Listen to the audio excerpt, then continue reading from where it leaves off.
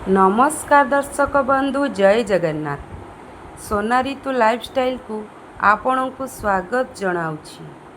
दर्शक बंधु, एमिति किछि नियम अछि जहाको प्रत्येक मनुष्य जानिबा निहाती दरकार। मनुष्य मात्रेके ही सही कथा को जानिबा निहाती दरकार। दर्शक बंधु, वीडियोटी को संपूर्ण रूपे निहाती भावरे देखंतु। किछि अजଣା कथा को जानिबा पाई इच्छुक थिले भिडियोटी आपणक पाई।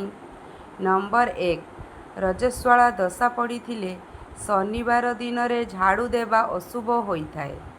घरर सदस्य किंबा अतिथि घरु बाहरिकी जीवा परे संगे संगे झाड़ू करिबा उचित नुहे। झाड़ू रे पशु पक्षी ओ मनुष्य को आघात करिबा उचित नुहे। एपरि कले घरे दुख दारिद्र्य केबे भी पीछा छाड़ी न थाए। नंबर 2, नुआ शाढ़ी किंबा नुआ पोशाक पिंधिबा पूर्वरु प्रथमे भगवानंक पाखरे चंदन ओ हलदी लगाई भगवान को समर्पण करी तापरे पिंधिबा उचित। नंबर 3, जदि चुटी झड़ी चंदापण आसी जाउछि तेबे चुटी रे अंडा एवं मेथीर पेस्ट लगातु।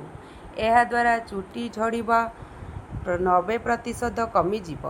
अन्य कारण जदि आपण चिंताग्रस्त थेबे सर्वदा चिंतामुक्त हेबा पाई चेष्टा करंतु, नचेत जेतेबे उपाय कले मध्य सबु विफल हेब। नंबर 4, मुह ओ चुटीर प्राकृतिक सौंदर्य बजाय रखिबा पाई सबु बेले केमिकल प्रोडक्ट व्यवहार करंतु नाही। घरोई देसी उपाय आपणांतु, कारण प्रकृति आमर प्राकृतिक सौंदर्य पाई निश्चित ओ प्रभावशाली उपाय मध्य बाहर करिछि, जेमिति कि आलू रस, दही, आलोवेरा ओ अणारर प्रयोग।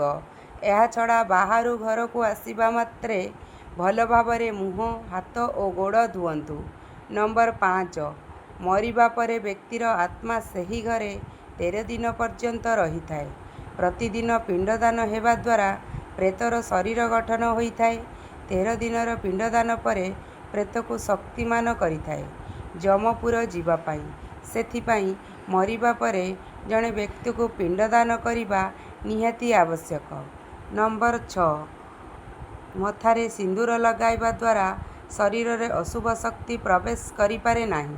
जदि सिंदूर लगाइबा समय रे सिंदूर नाक उपरे पड़ी जाए तेबे स्त्री प्रति स्वामीर भल पाइबा गभीर बोली कहा जाइछि।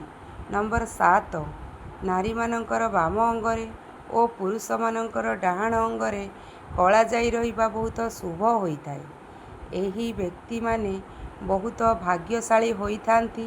नंबर 8, लुहा तावारे रोषेई करिबा समय रे लुण पानीर छिटा मारिबा निहाती दरकार, कारण लुहा राहु ग्रह सह जोड़ी होई रहिताए। तेणु रोषेई घरे लुण पानी छिंचिबा द्वारा नकारात्मक शक्ति पाखकू आसे नाही। नंबर 9, मासिक धर्म समय रे कौनसी पूजा पाठ करिबा उचित नुहे। ठाकुर घरे पाद धूଳି पड़िबा मध्य अशुभ होइथाए। एहा द्वारा घरे दारिद्र्य देखा जाए। नंबर 10, शरीर रे सबुदिन साबुन लगाइबा द्वारा शरीरर रुक्ष बा सुखिला होई जाए। शरीरर चमक कमी जाए। गाधोइबा पूर्वरु तेल लगाई गाधोइबा द्वारा शरीर सर्वदा नरम रहे। नंबर 11, घर उपरे मरी जाइथिबा गछर छाई पड़िबा अशुभ बोली कुहा जाइछि। मृत्यु परे दंड भोगिबाकू पड़िथाए। कांथ फाटी जाइथिबा घरे अशुभ शक्ति रहिथाए। तुरंत सेही फटा कांथ को सजाड़ी देबा उचित। नंबर 12, 3 मास धरी घर को खाली रखिबा उचित नुहे। जदि 3 मास परे घरे रहिबाकू पड़े तेबे ब्राह्मण को डाकी घर पूजा करी प्रवेश करिबा उचित, नचेत किछि ना किछि अशुभ होइथाए। नंबर 13, घरे सबुबेले गोराबाली घरे घोर जिमुति होइथाए। नंबर 14, घरे अन्य पाई परसा होइथिबा खाद्य ग्रहण करिबा उचित नुहे। अत्यधिक भोजन को आसुरी बा असुर भोजन बोली कुहा जाइथाए। नंबर 15, जदि ग्राम रे काहार मृत्यु होई जाए ତେବେ ସକାଶେ ସଂସ୍କାର ସେବା ଯାଏ ଭୋଜନ କରିବା ଅନୁଚିତ ହୋଇଥାଏ। ସବୁ ଜନ୍ଦାରେ ହସିବା, ରଖିବା ଲୋକ ଉତ୍ପାତ କରିବା ଲୋକଙ୍କୁ ପାପ ଲାଗିଥାଏ। ଏହି ସମୟରେ କାନ୍ଦୁଥିବା ଲୋକଙ୍କୁ ଚୁଗୁଲି ବା କରି ପରିହାସ କରିବା ଆଦୌ ଉଚିତ ନୁହେଁ। ନମ୍ବର 16 ଶ୍ମଶାନରୁ ଫେରିବା ସମୟରେ କିମ୍ବା ଯିବା ସମୟରେ ପଛକୁ ଦେଖିବା ଉଚିତ ନୁହେଁ, ନଚେତ୍ ବ୍ୟକ୍ତି ସର୍ବଦା ଭୟଗ୍ରସ୍ତ ହୋଇ ରହିଥାଏ। କୁହାଯାଏ ସେହି ମୃତ ଶରୀରର ଆତ୍ମା ସେହି ବ୍ୟକ୍ତି ଭିତରକୁ ପ୍ରବେଶ କରିବାର ବହୁ ଆଶଙ୍କା ରହିଥାଏ।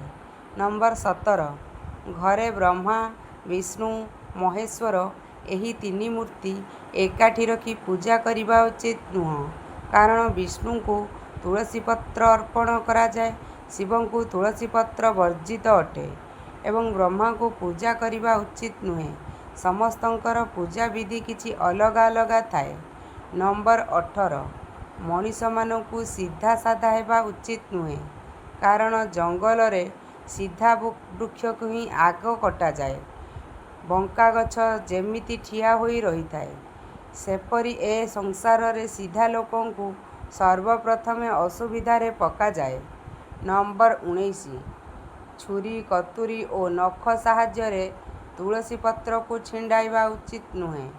ଆଙ୍ଗୁଠି ସାହାଯ୍ୟରେ ଧୀରେ ଧୀରେ ଧର୍ମପୂର୍ବକ ତୁଳସୀ ପତ୍ରକୁ ତୋଳିବା ଉଚିତ।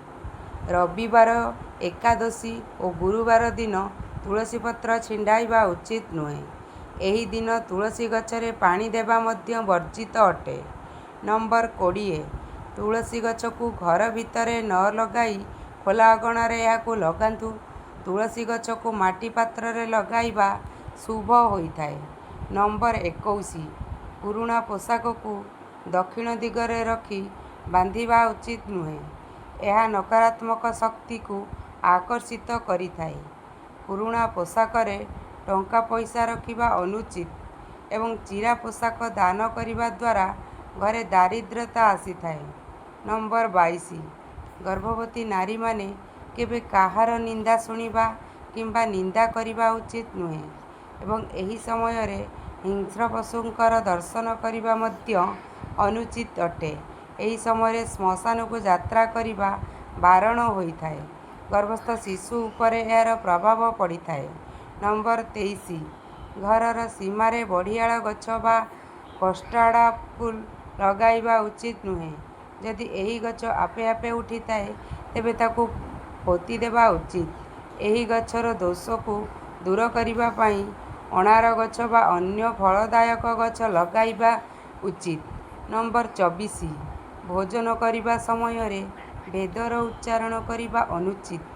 ବିବାହିତ ନାରୀମାନେ ସ୍ୱାମୀଙ୍କ ଖାଇବା ପରେ ହିଁ ଭୋଜନ କରିବା ଉଚିତ। ଶାସ୍ତ୍ର ଅନୁସାରେ ଯଦି ସ୍ୱାମୀ ବାହାରେ ଅଛନ୍ତି, ତେବେ ସ୍ୱାମୀଙ୍କୁ ସ୍ମରଣ କରି ଭୋଜନ କରିବା ଉଚିତ। ଭୂମିରେ ହିଁ ଆସନ ପକାଇ ଭୋଜନ କରିବା ଆବଶ୍ୟକ। ଏମିତି ଭୋଜନ ଉପବାସ ଭୋଜନ ସାଙ୍ଗରେ ସମାନ ହୋଇଥାଏ।